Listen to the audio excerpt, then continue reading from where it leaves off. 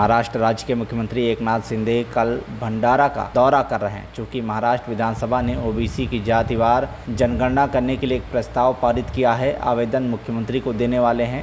जातिवार जनगणना की घोषणा करें, इस विषय में ओबीसी जनगणना परिषद के माध्यम से विश्राम गृह में पत्रकार बैठक बुलाई गई थी। प्रमुख समन्वयक सदानंद इल्मे ने आगे कहा कि जातिवार जनगणना शीघ्र कर संविधान के अनुरूप वर्ग की जनसंख्या का निर्धारण किया जाए। जनसंख्या के अनुपात में आरक्षण दिया जाना चाहिए। मराठों को ओबीसी कोटे से आरक्षण नहीं दिया जाना चाहिए। मराठों को कुणबी जाति प्रमाण पत्र न दिया जाए। सरकार को ओबीसी के आरक्षण में बाधा डालने की कोशिश नहीं करनी चाहिए। उद्या सन्माननीय मुख्यमंत्री महोदय, महाराष्ट्राचे मुख्यमंत्री महोदय भंडारा नगरीमध्ये त्यांचं आगमन होत आहे, त्यांची सभा आहे।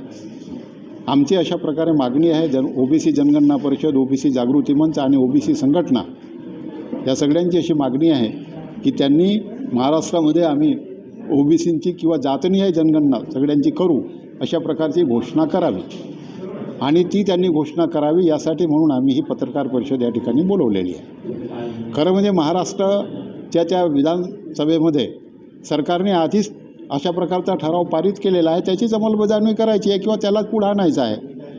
आणि हे जे तेढ आहे किंवा ही जी तेढ निर्माण झालेला आहे किंवा होण्याचा प्रयत्न होत आहे मराठा आणि ओबीसीच्या आरक्षणाच्या संबंधामध्ये, तर मराठ्यांना जे कुणबी प्रमाणपत्र जे देण्यात येत आहे तर ते कुणबी प्रमाणपत्र जे देण्यात येत आहे ते सगळं बोगस आहे। कारण की नुसता तो मराठी आणि त्यांनी कुणबी म्हटलं म्हणजे देण्यात यावं असं नाही।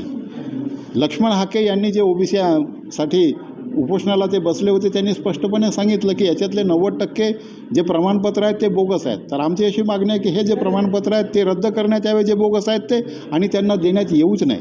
आणि सरळ सरळ तुम्ही जाती जनगणना का करत नाही? म्हणजे सरळ सरळ गोष्ट होऊन जाते ना की बा कोण किती आहे कुठं आहे म्हणून, तर ते तुम्ही करायला तयार नाही।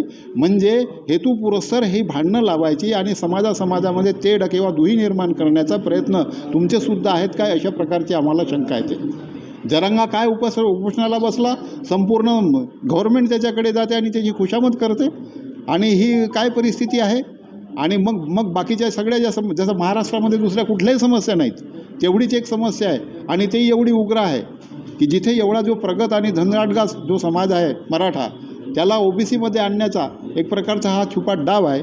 आणि त्यामुळे आमची अशी मागणी आहे की दिलेले प्रमाणपत्र रद्द करण्यात यावे। 50% अट जी आहे, जी अर्थात त्या सगळ्या जरी केंद्र सरकारच्या गोष्टी असल्या तरी हे त्याच्यासाठी यांनी शिफारस करावी, जातीय जनगणना करावी। वसतिगृहाचा जो प्रश्न आहे तो निकालात काढावा। मुलांना जी मिळालेली ओबीसी मुलांना मिळालेली जी शिष्यवृत्ती आहे, यांच्याजवळ 3-4 कर्मचारी आहेत फक्त इथे, ते वाटूच शकत नाही आणि ती स्कॉलरशिप जी आहे ती वापस जाईल।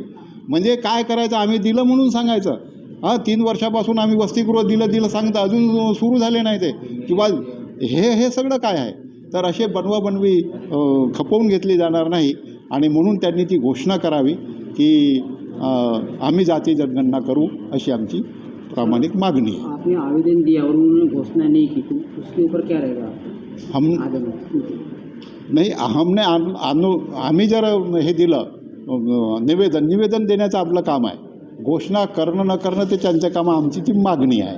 आता ते जर तेवढं हे करतील किंवा तेवढी लबाडी करतील, त्याला आम्ही काय करणार का? त्याचं काहीतरी त्यांनी उत्तर द्यावं अशी अपेक्षा आहे। आणि ते जर केलं नाही तर ते आम्ही निश्चितच त्यांचा निषेध करू, पुढं निषेध करू।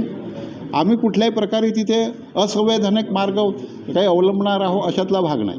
खरं म्हणजे रीतसर पद्धतीनं जसं लोक निवेदनं देतात तसं आम्ही निवेदन देऊ, जनतेच्या वतीने देऊ, आमच्या ओबीसीच्या वतीने देऊ, आमच्या वतीने देऊ। ते त्यांना स्वीकारणं भाग आहे। आणि ते सांगतील की मी घोषणा करू शकत नाही किंवा जनगणना करू शकत नाही, ते तरी करावं, काहीतरी करावं ना, ही आमची अपेक्षा आहे। भंडारा से हंसराज की रिपोर्ट, TV1 इंडिया न्यूज।